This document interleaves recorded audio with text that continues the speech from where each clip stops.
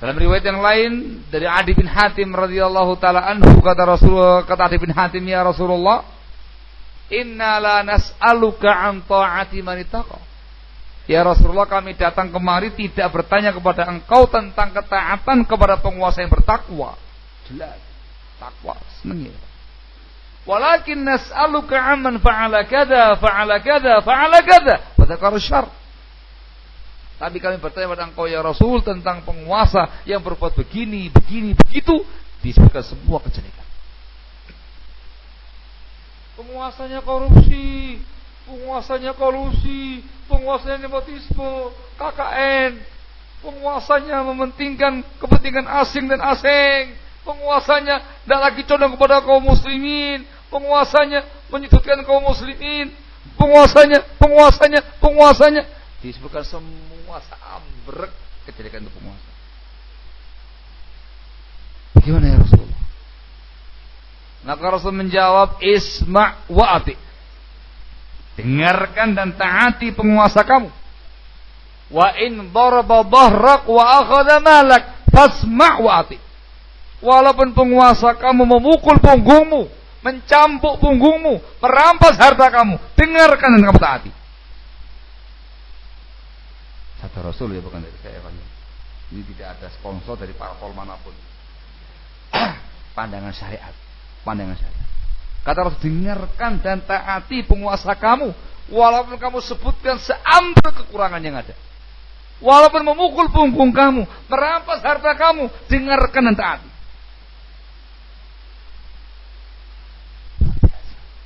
Sejauh itu ya. Sejauh itu. Dijelaskan oleh para ulama terkait dengan masalah penguasa ini.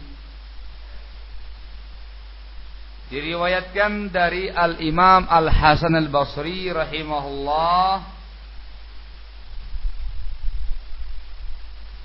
beliau menyatakan, wallahi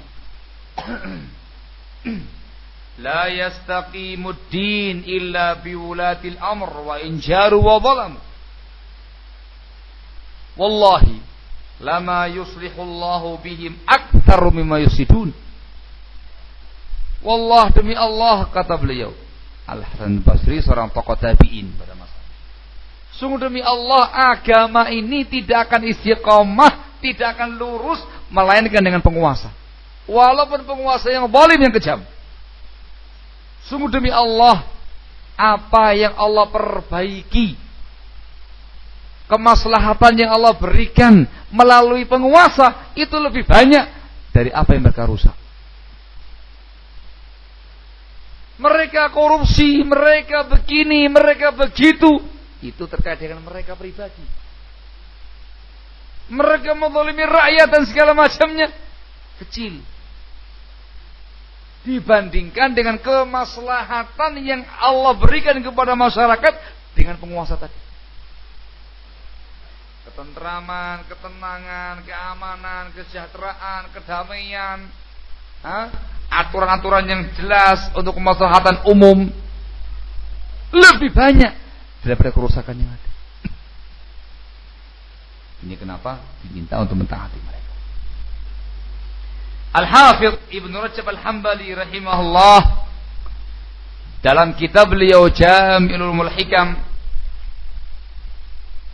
menyatakan, as-sam'u wa ta'atu li wulati umuril muslimin fiha sa'adatud dunya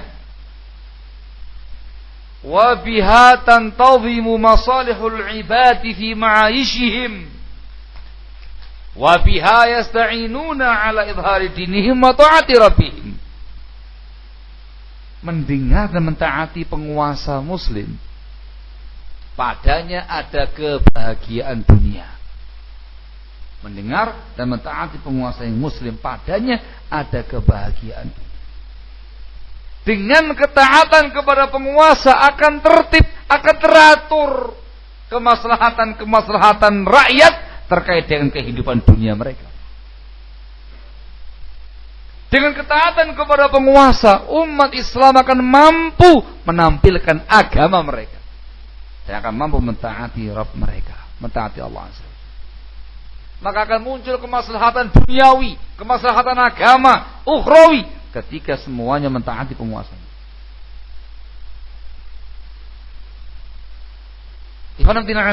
Ketika penguasa itu tahu, paham, mengerti, semua rakyatnya mentaati dia, siap mendengar, siap taat, selain dalam perkara maksiat. Tolong ya, selain dalam perkara maksiat, maka dia akan tersanjung, dia akan merasa bahagia, dia akan merasa senang, dan dia akan siap untuk mengatur dan mengurus kemaslahatan bangsa dan negara, dunia, agama untuk rakyatnya.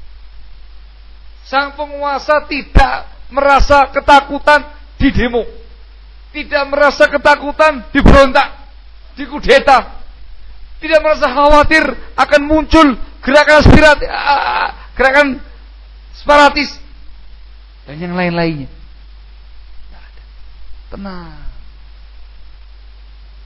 Dan warganya mentaati penguasa, dorongan iman kepada Allah, perintah agama ini luar biasa, sehingga maslahatnya sangat besar.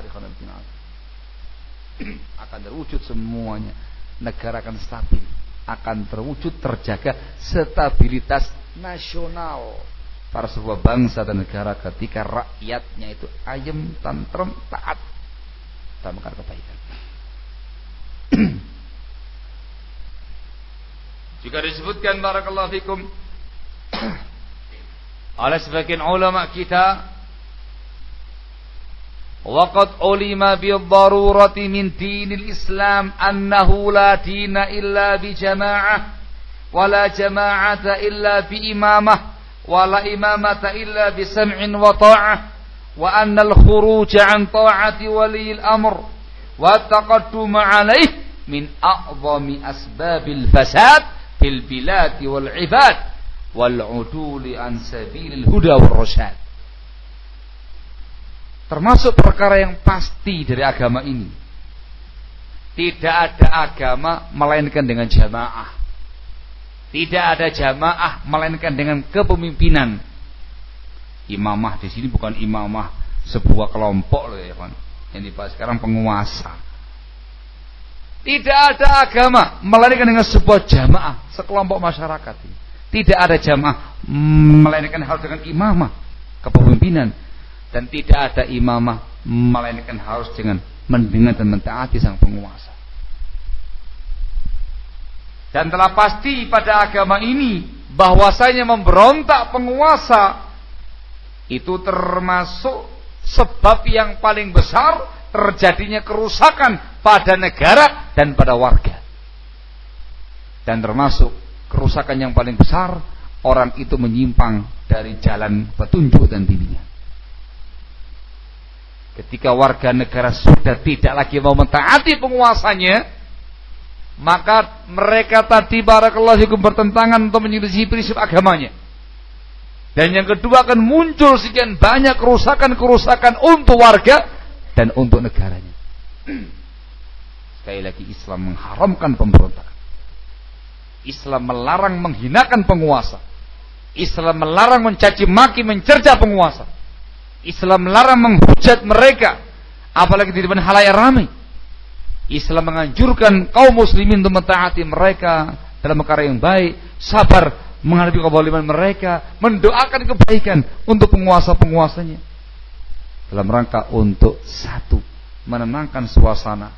Yang kedua, supaya warga negaranya taat kepada Allah dan kepada penguasanya, dan supaya terjalin dan terwujudkan maslahat agama dan maslahat bangsa tadi, menuju pada keamanan, kestabilan, kesejahteraan, kedamaian dan segala macamnya yang dinamakan tadi barakallahu.